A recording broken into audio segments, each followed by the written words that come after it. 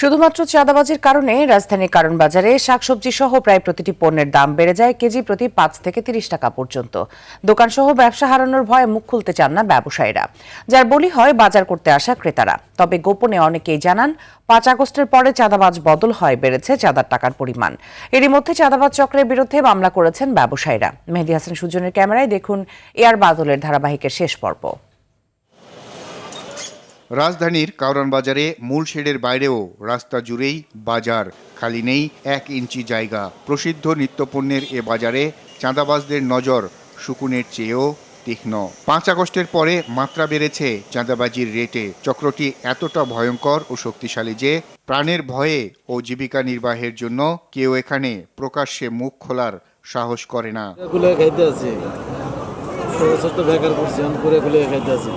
তবে গোপনে অনেকে জানান এরকম ৫ থেকে ৬টি টুকরি নিয়ে বসে সবজি বা অন্য পণ্য বিক্রি করলে আনুমানিক ৫ থেকে ৬ ফিট জায়গার জন্য ৫ আগস্টের আগে দিতে হতো ৪ থেকে ৫০০ টাকা, আর এখন দিতে হয় তারও বেশি। এটা কিনা কত করে? ১১০, ১৩০। তার মানে কেজিতে ২০ টাকা লাভ করতে হবে। এত লাভ করতে হবে কেন? ১০ টাকা করে তো একটা দোকান ভাড়া আছে কত ৭০০। এরপরে যেটা ভাতে একটা করে ১০ টাকা। ৭০০ বলতে এটা ভাড়া ৭০০। এই জায়গার ভাড়া একদিনে এই ভাতের ভাড়া আছে ৫ টাকা লাগালে ৫০ টাকা। ৭০০ টাকা কে নেয়? ৭০০ টাকা কে নেয়? কাকে দিতে হবে টাকা? ভাড়ার টাকা মানুষে নেই, হারায়। যার জায়গায় নেই। জায়গা তো সরকারি। ওই কি কম হইতে গেলে আমি বুঝি সরকারি না।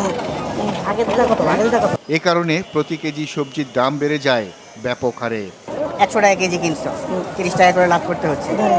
যদি হলো চাঁদা না দিতে হতো তাহলে কত করে বেচা যায়? ১১০ কেজিতে ২০ টাকা কমে যেত। এই তো ২০-১০ পলিও খরচ আছে, হাজিরা খরচ আছে না। এসব অপরাধীদের বিরুদ্ধে ঐক্যবদ্ধভাবে সোচ্চার হওয়ার পাশাপাশি কঠোর শাস্তির দাবি জানান সবাই। ২০২৪ সাল আগে ৫০০ টাকা আগেও ৫০০ টাকা দিতাম। আগে মনে হয় না এই দোকান থেকে ৪০০ টাকা, ৪০০, ৪০০, ৫০০। এআর বাদল, RTV, ঢাকা।